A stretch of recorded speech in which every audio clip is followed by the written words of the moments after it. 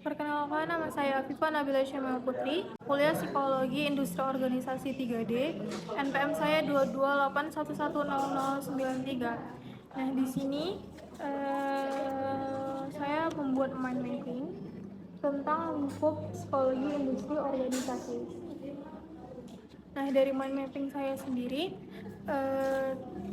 dapat diketahui apa sih psikologi industri organisasi. Nah, psikologi industri dan organisasi sendiri menurut Bu Munandar merupakan suatu keseluruhan pengetahuan, a body of knowledge yang berisi fakta, aturan, dan prinsip-prinsip tentang perilaku manusia pada pekerjaan.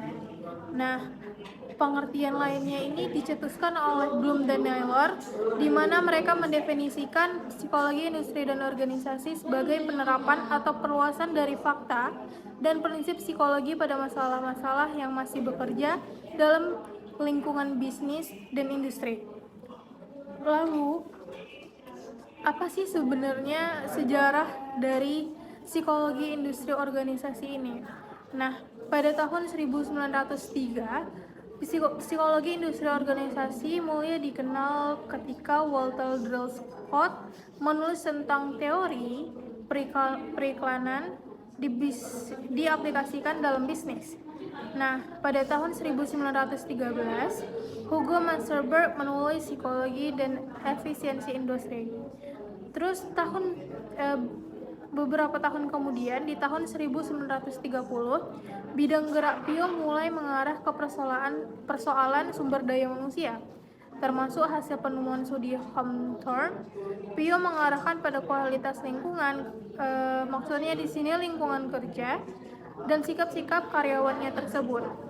Nah, menuju ke tahun 1970, penelitian diarahkan ke persoalan motivasi dan kepuasan karyawan.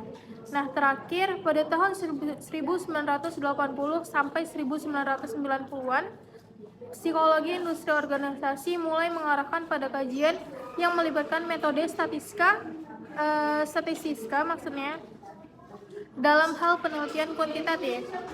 Nah, hubungan antara psikologi dengan sumber daya manusia sendiri, yang pertama adalah psikologi dengan sumber daya manusia memiliki keterkaitan yang kuat, yaitu perilaku manusia yang ada di dalam dunia kerja, baik sebagai karyawan maupun dari konsumen. Yang selanjutnya, hubungan antara psikologi dengan sumber daya manusia sendiri adalah untuk mampu mengetahui sifat dan karakteristik sumber daya manusia yang baik maupun tidak baik. Nah, selanjutnya psikologi industri dan sumber daya manusia sama-sama mempelajari perilaku manusia di dalam sebuah perusahaan. Selanjutnya, sumber daya manusia yang direkrut berdasarkan karakteristik seorang SDM yang termasuk penerapan psikologi industri dalam perusahaan. Nah, selanjutnya kita membahas ruang lingkup bidang-bidang kajian psikologi industri dan organisasi. Apa sih sebenarnya ruang lingkup? Apa saja sih ruang lingkup bidang-bidang kajian di dalam psikologi industri organisasi ini? Nah, menurut Michelle Amut, itu ada beberapa ruang lingkup bidang. Yang pertama, psikologi personalia, di mana ini bidang analisis jabatan atau pekerjaan, rekrutmen, seleksi karyawan, gaji, pelatihan, dan juga evaluasi pekerjaan. Lalu selanjutnya psikologi organisasi, di mana ini berkaitan dengan isu-isu kepemimpinan, kepuasan kerja, dan lain-lain. Selanjutnya ada psikologi dan pengembangan, di mana psikologi pengembangan ini yang psikolog yang berminat terhadap bidang pelatihan dan pengembangan untuk melatih dan mengembangkan karyawannya.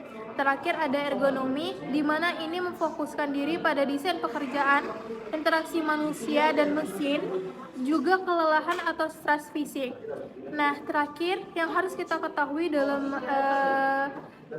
aspek-aspek psikologi industri organisasi adalah ruang lingkup bidang karir, di mana bidang-bidang karir psikologi industri organisasi sendiri ada HRD di mana ini merupakan pengembangan sumber daya manusia.